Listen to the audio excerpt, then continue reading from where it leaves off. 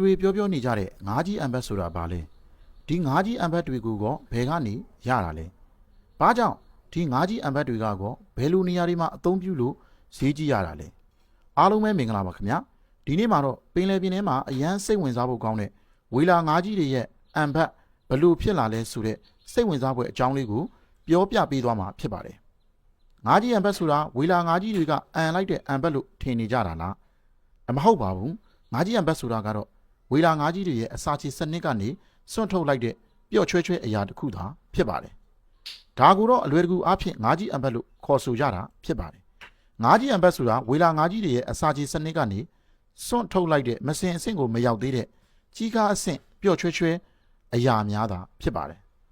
ဒီဝေလာငါးကြီးတွေဟာကင်းမုံတို့ရေပွဲတို့ကိုအလွယ်တကူဖမ်းစားလိရှိပြီးအစာအိမ်ထဲမှာအစာတချို့ဟာခြေပြတ်ဖို့ခက်ခဲရနေပြီးတော့တဲကြီးအိတ်အရေးအနှစ်တွေနဲ့ပေါင်းပြီးတော့အစာမချေဖြစ်ရမှအပြင်ကိုမစင်အပြစ်နဲ့မရောက်ပဲ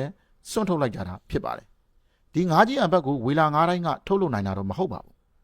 စပန်ဝေးလို့ခေါ်တဲ့ဝေလာငါးတစ်မျိုးကသာဒီငါးကြီးအမ်ဘတ်ကိုထုတ်လုပ်နိုင်တာဖြစ်ပါတယ်စပန်ဝေးဆိုတဲ့ဝေလာငါးကြီးတွေဟာပင်လယ်သမုဒ္ဒရာထဲမှာအကြီးမားဆုံးဝေလာငါးကြီးတွေဖြစ်ပါတယ်သိပ္ပံပညာရှင်များရဲ့အဆိုအရဒီစပန်ဝေးဝေလာငါးကြီးတွေအကောင်100ခန့်မှာတစ်ကောင်သာဒီလိုမျိုးငါးကြီးအမ်ဘတ်ကိုထုတ်လုပ်နိုင်တာဖြစ်ပါတယ်ဒီလိုမျိုးစွန့်ထုတ်လိုက်တဲ့ငါးကြီးအမ်ဘတ်တွေဟာနှစ်ကာလကြာရှည်စွာပင်လယ်ထဲမှာမျောနေပြီးတော့အစကကြည်ချွဲအလုံးကြီးကနေပင်လယ်စားငံကြီးရာသီဥတုနေအောင်ကြီးများကြောင့်ပြောင်းလဲပြီးဖျောင်းကဲ့သို့အတုံးကြီးဖြစ်သွားပါတယ်အဲ့ဒီကနေပြီးတော့ကမ်းခြေကိုလာတင်ပြီးတော့ငါးကြီးအမ်ဘတ်ဆိုတာဖြစ်လာတာဖြစ်ပါတယ်တခါတလေမှာလဲငါးကြီးအမ်ဘတ်တွေကိုစပန်ဝေလာငါးအသေးတွေရဲ့ဝမ်းပိုက်အတွင်းကလည်းအမှတ်မတင်တွေ့ရှိရတတ်ပါတယ်ငါးကြီးအမ်ဘတ်ကိုကဘာကျော်အဆင့်မြင့်ရေမွေးတွေထုတ်လုပ်တဲ့နေရာမှာအသုံးပြုတဲ့အတွက်အရန်ကိုတန်ဖိုးကြီးပါတယ်တချို့တွေကငါးကြီးအမ်ဘတ်အနံ့ကနေရေမွေးထုတ်လုပ်ကြတယ်လို့ထင်ပါတယ်အမှန်ကတော့ငါးကြီးအမ်ဘတ်အနံ့ရဲ့ရေမွေးနဲ့ထုတ်တာမဟုတ်ပါဘူးသူ့စီကရတဲ့ဒရပ်ပေါင်းပစ္စည်းတစ်ခုကနေပြီးတော့ဒီရေမွေးရဲ့အနံ့သက်ကိုနှစ်ပေါင်းများစွာကြာရှည်စွာထိမ့်သိမ်းထားနိုင်တဲ့ဂုဏ်သက်တရှိတာကြောင့်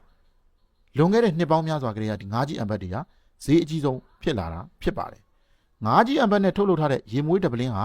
အမေရိကန်ဒေါ်လာ100ကနေပြီးတော့ဒေါ်လာ1000ချီတန်ဖိုးရှိကြပါတယ်ငါးကြီးအမ်ဘတ်1ကီလိုဂရမ်ဟာလည်းဒေါ်လာ3သိန်းကျော်လောက်ထိတန်ကြီးရှိတဲ့အတွက်အကယ်၍များပင်လယ်ကမ်းခြေကိုတွားလေလို့ငါးကြီးအမ်ဘတ်ကိုအမှတ်မထင်တွေ့ခဲ့ရင်တော့သင်ဟာကံအကောင်းဆုံးလူသားတစ်ယောက်ဖြစ်သွားနိုင်ပါတယ်